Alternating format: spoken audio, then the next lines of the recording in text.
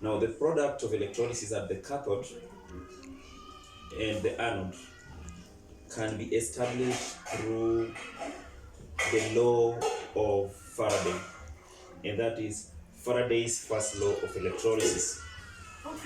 Now, in a nutshell, Faraday's law states that the mass of product liberated, or rather produced, at the cathode is directly proportional to the amount of electricity that is passed through the electrolyte. Having discussed that, it is important now to relate the quantity of electricity, which is referred to as the coulomb, with the amount of electrons that are discharged at the anode or at the cathode. So now, these relationships are very key for us to be in a position to establish the amount of substances that are liberated or produced at the cathode. For instance, it is important to know the relationship that quantity of charge, which is Q, is evaluated or is a product of current times time.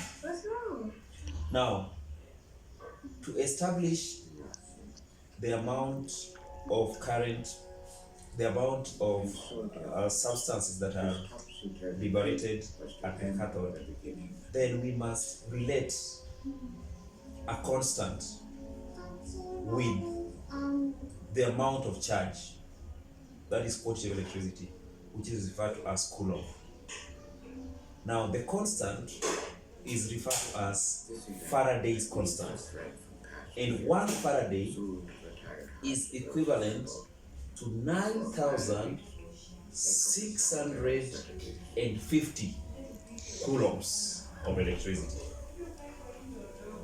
Now, it means that 1 mole of electron, for 1 mole of electron to be discharged at the anode or the cathode, then we need 9,650 coulombs to discharge 1 mole of electron at the anode or the cathode.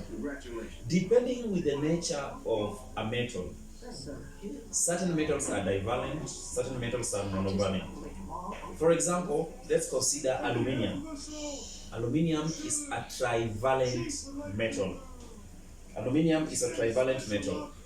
It means that for us to have 1 mole of aluminium as a metal, aluminium has 3 electrons.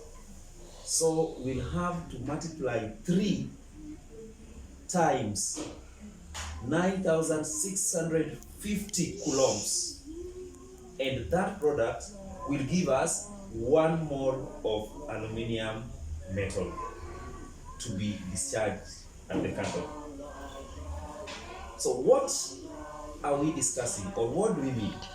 It means that for me to discharge 1 mole of silver at the cathode, I only need 1 mole of electron, which is equivalent to 9,650. Why? Silver is a monovalent metal. But for me to discharge 1 mole of copper metal, I will need 9,650 times 2, and that gives me 196,800. Why? Because copper is a divalent metal. So it is important to know the nature of the metal. Having said that,